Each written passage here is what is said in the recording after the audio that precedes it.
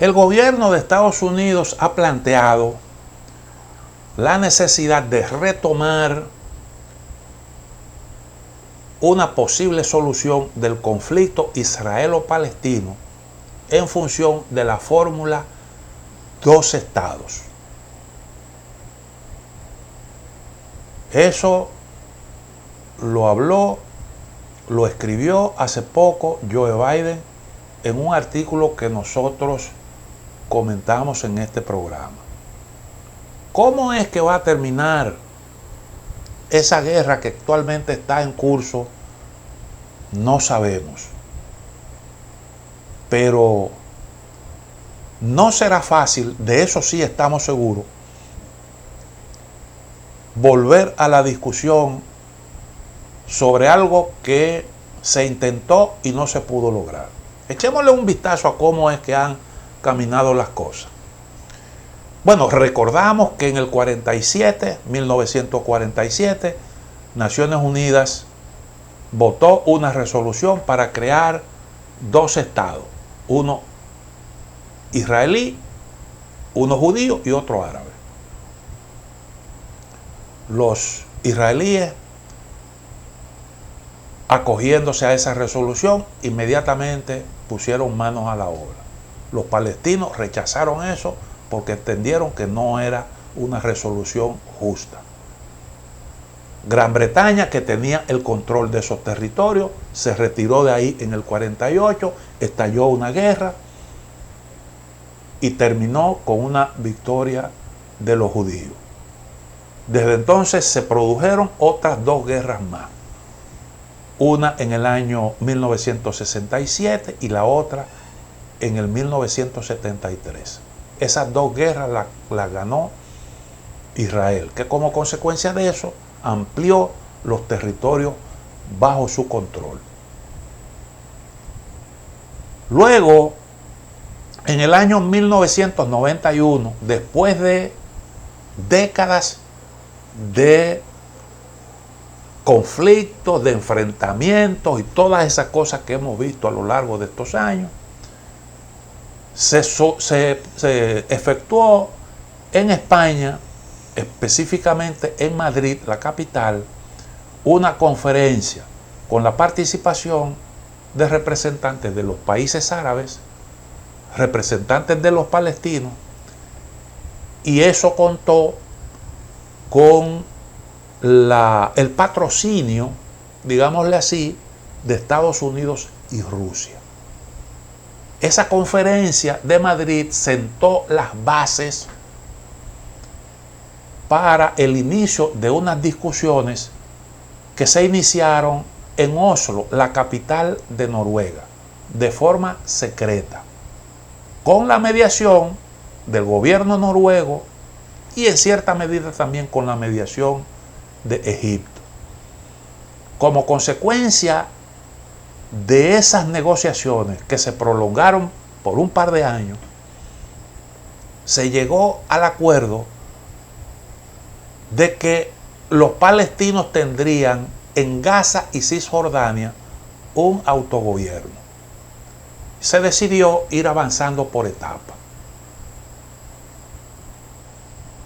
Los temas más álgidos, los más delicados, los más polémicos, se postergaron, como el asunto de la creación del Estado palestino, porque lo que se estaba creando era una especie, como le llamaron, la Autoridad Nacional Palestina.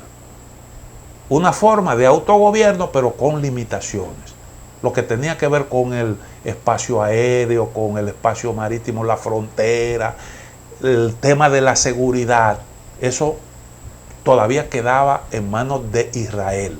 Se le daba la potestad a los palestinos de que tuvieran una fuerza policial para garantizar la seguridad. Una fuerza policial del tamaño que se entendiera necesario para cumplir con el objetivo de mantener el orden.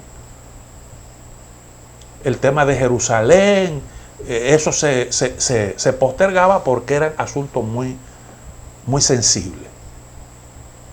Y bueno, eso se consideró un enorme avance. Nunca se había llegado tan cerca de una solución al problema como en ese entonces. Sin embargo, en el año 1995 asesinaron a Isaac Rabin, que fue uno de los promotores de ese entendimiento. Un israelí de esos ultrarradicales entendió que Rabin había traicionado al pueblo de Israel y lo asesinó. Y al año siguiente, en el 96, ganó las elecciones en Israel el señor Benjamín Netanyahu. El asesinato de Rabin y todo lo que esto concitó creó las condiciones, el ambiente para que los ultra ortodoxos se hicieran con el poder en Israel. Y desde que llegó Netanyahu, el proceso de entendimiento se estancó. Más bien, ahí se produjeron cambios, un proceso, un retroceso de manera paulatina. Y esto le fue afectando políticamente a la OLP, la Organización para la Liberación de Palestina, que en aquel momento lideraba Yasser Arafat, que era el jefe de la organización más numerosa, más representativa, más poderosa, Al-Fatah, dentro de esa coalición, la Organización para la Liberación de Palestina. Posteriormente, Arafat murió de una manera un tanto misteriosa. Muchos entienden que eso fue el producto del servicio de inteligencia de Estados Unidos, de Israel. Bueno, pues dije que ese proceso afectó a la Autoridad Nacional Palestina. Y en el 2006, entonces, Hamas, que había sido una especie como de organización no gubernamental que prestaba asistencia, ayuda a la población del territorio de Gaza, se constituyó en partido político, se presentó a las elecciones y ganó abrumadoramente las elecciones. ¿Por qué? Bueno, porque ese viraje en Israel hacia posiciones radicales produjo un efecto también en la parte palestina. Ganó Hamas, se dice que Hamas fue financiado por la inteligencia israelí, que Benjamín Netanyahu metió su mano ahí porque entendía que eso era conveniente para dividir a los palestinos y entonces imposibilitar la solución basada en la creación de un Estado palestino.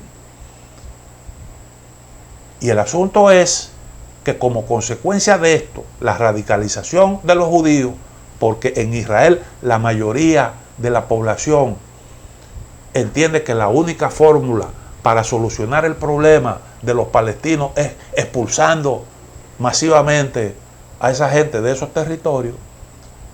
Y por otra parte, la radicalización de la llegada al poder de Hamas y la radicalización de una parte del pueblo palestino que apoyaba a Hamas, entonces eso pues dificultó la solución basada en la creación de dos estados, porque para eso es importante el reconocimiento mutuo. Si usted no reconoce mi derecho a existir como Estado, difícilmente yo me pueda poner de acuerdo con usted. ¿Por qué? Bueno, porque vamos a estar en guerra permanentemente. Y esa es una condición que ahora mismo no se da para lo que se está hablando. Dos estados, uno israelí y otro palestino. Mientras no haya un cambio de actitud en las dos partes. Ese es un problema. Pero hay otro problema que también dificulta una solución de ese tipo. ¿Cuál es? Bueno, el hecho de que Estados Unidos, que aquí está llamado a jugar un papel de primer orden, quien más puede incidir en la posición de los israelíes, también está dividido con respecto a ese problema. Porque recuerden ustedes que después de Netanyahu, un tiempo después, se produjo la victoria en Estados Unidos de George W. Bush. Y George W. Bush definitivamente fue de los que contribuyeron a sepultar esa solución basada en 2 estados, y terminó haciendo causa común con Netanyahu, y eso definitivamente sepultó todo ese esfuerzo que se hizo ahí. Ya estaba en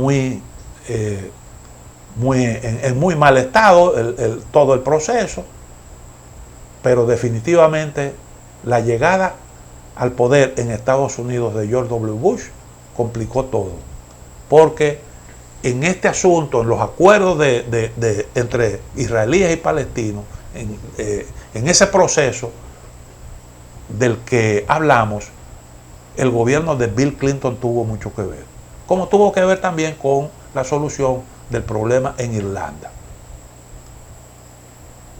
Y bueno, los dos partidos en Estados Unidos están divididos, y resulta que en noviembre del año que viene habrán elecciones, y probablemente Donald Trump gane ese certamen electoral.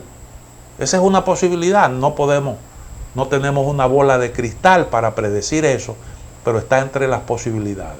Y si gana Trump, todo el mundo sabe, Trump declaró Jerusalén la capital de Israel, Trump le quitó la ayuda a los palestinos, reconoció los Altos del Golán como parte del territorio de Israel, cuando en realidad eso fue un botín de guerra en el 67. Esos son territorios que forman parte de Siria, y con un presidente con esa visión difícilmente pudiera avanzar una solución como esa. Entonces, lo que sí sabemos es que es difícil admitir el status quo existente antes del inicio de la guerra que se libra actualmente, porque tú no puedes tener a todo un pueblo sometido a esa situación en que se encuentra y que se encontraba antes de la guerra. Eso no es posible. Ahora, ¿cuál será la solución? Muy difícil responder a esa pregunta. Llegamos al final de A Quemarropa. Mañana, Dios mediante, estaremos nuevamente con ustedes.